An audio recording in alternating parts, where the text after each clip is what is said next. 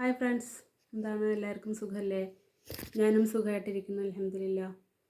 ഞാൻ ഇന്ന് പാടാൻ പോണത് ഒരു കത്തുപാട്ടാണ്. കത്തുപാട്ടിനെ പറ്റി പറയുകയാണെങ്കിൽ ഒരുപാട് പറയാനുണ്ട്. അപ്പോൾ ഞാൻ അതിനെപ്പറ്റി പറയണില്ല. പ്രവാസികളുടെ ഭാര്യമാർക്ക് അറിയാം കത്തുപാട്ട് കേൾക്കുമ്പോഴുള്ള ഒരു സങ്കടം, വിഷമം, വേദന പറഞ്ഞാൽ തീരില്ല അതിനെ പറ്റിയിട്ട്, അല്ലേ? അപ്പോൾ പിന്നെ പാട്ട് കേൾക്കാം. അതിൻ്റെ മുന്നേ സബ്സ്ക്രൈബ് ചെയ്യാതെ കാണുന്നവരാണെങ്കിൽ സബ്സ്ക്രൈബ് ചെയ്യണേ. ലൈക്ക്, ഷെയർ, കമൻറ്റ് എല്ലാം ചെയ്യണേ. ആരും മറക്കരുത്. സഹകരിക്കുക, സപ്പോർട്ട് ചെയ്യുക. ഓക്കെ, എന്നാൽ പിന്നെ പാട്ട് കേട്ടാലോ? ശരി, കേൾക്കാലോ. കരളിൻ്റെ കരളായ മണിമുത്തൊന്നറിയുവാൻ കരഞ്ഞും കൊണ്ടെഴുതുന്ന കഥന കത്ത് എൻ്റെ കൽവിലെ നിണത്താലെ കുറിക്കും കത്ത്. കരളിൻ്റെ കരളായ മണിമുത്തൊന്നറിയുവാൻ കരഞ്ഞും കൊണ്ടെഴുതുന്ന കഥന കത്ത് എൻ്റെ കൽവിലെ നിണത്താലെ കുറിക്കും കത്ത്.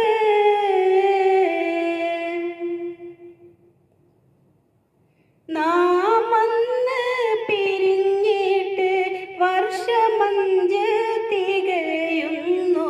40 ദിനം മാത്രം ഒരുമിച്ചിട്ട് നിങ്ങൾ തനിച്ചെന്നെ കൂട്ടിലാക്കി കടൽ കടന്ന് പകിട്ടേറും ലിബാസിൻ്റെ പരിമളം വേറെയുണ്ട്. പണത്തിൻ്റെ തിമിർപ്പേകും പദവിയുണ്ട്. എങ്കിലും പതിയില്ല സുഖങ്ങൾക്ക് ഫലമെന്തുണ്ട്?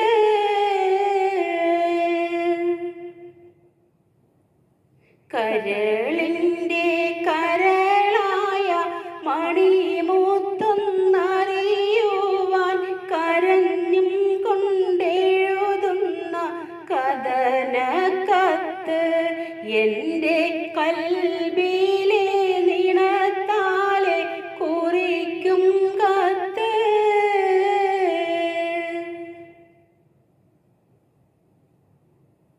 മനസ്സിവിടെ പൊരിയുമ്പോൾ മണിമാളിക കിന കണ്ട് മരുഭൂമി വിളയിക്കാൻ വിയർപ്പൊഴുകും.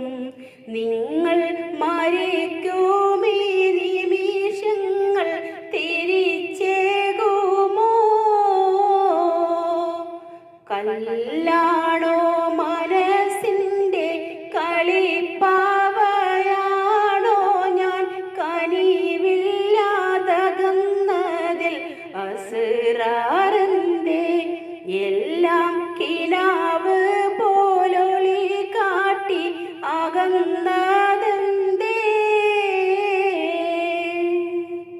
കരളിൻ്റെ കരളായ മണിമുത്തൊന്നറിയുവാൻ കരഞ്ഞും കൊണ്ടെഴുതുന്ന കഥന കത്ത് എൻ്റെ കൽവിലെ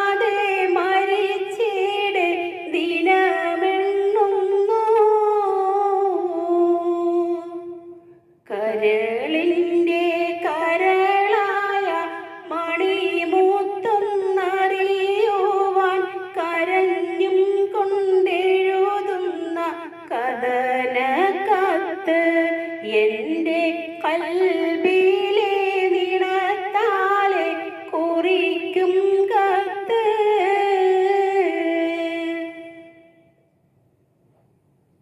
ജവാബിതിന് കുറിക്കേണ്ട, ഇനിയൊന്നും കേൾക്കേണ്ട, വരില്ലെങ്കിൽ എനിക്കൊരു കൃപ ചെയ്തിടൂ.